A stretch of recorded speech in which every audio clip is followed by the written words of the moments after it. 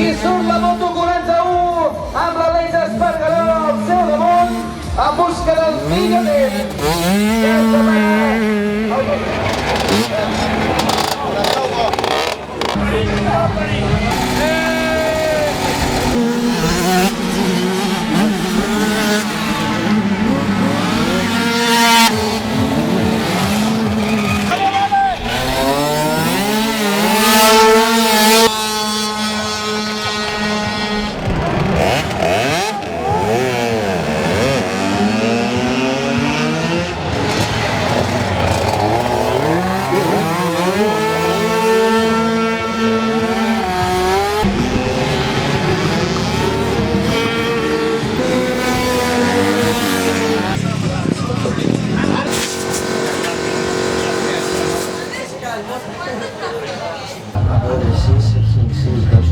I la llicència 86653G.